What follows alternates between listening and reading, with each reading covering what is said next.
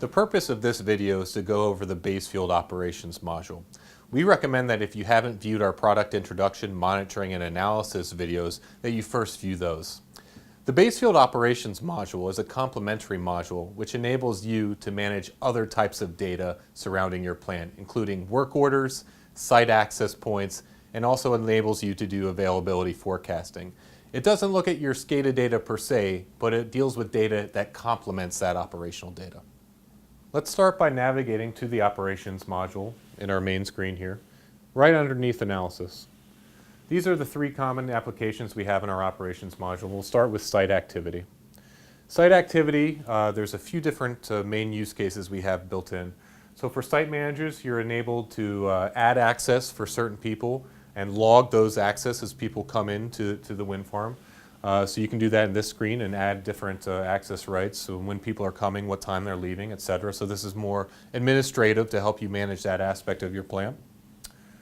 We also allow you to set up access alerts when somebody is arriving or departing. Basically, in that screen, this will then trigger an alarm to send some type of email out to your larger group. So again, this is kind of more administrative, managing your site access and your restrictions. So that's some of the main applications and operations. I would say the major use case a lot of our customers do and what we work with is work order integration. So if we scroll over to work orders, this is a list of work orders that we've done right in Bazefield. So you can either use Bazefield as a work order system itself by clicking or add work order, and these can be custom attributes, how you want to track your work orders. Or for a lot of customers, they typically have their own CMMS system like SAP, Maximo, etc., where they'll want to link Bazefield with that system itself because Bazefield itself is not a true CMMS system.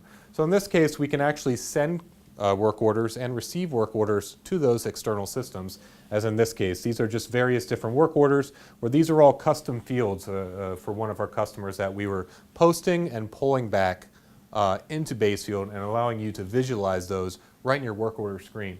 The other access point for work orders is back in our availability application. So commonly a turbine will go down, or you might want to a maintenance will occur, or you'll shut a turbine down and you want to create a work order automatically. You can do that actually in our from our availability or asset operations screen.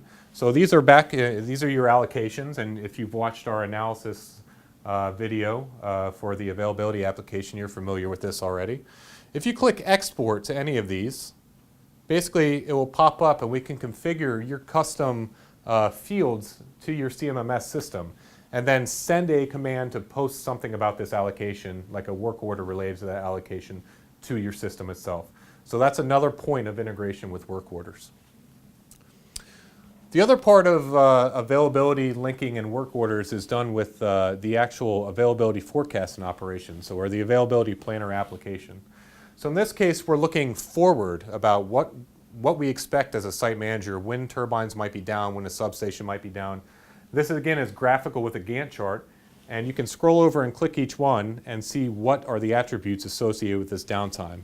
So if you wanted to add in a new scheduled maintenance for a turbine, for example, you would just click add, and then you would select the assets that this scheduled maintenance affects, and you would set a time frame, you would enter a description, and that would pop up on your screen here. So let's just enter in a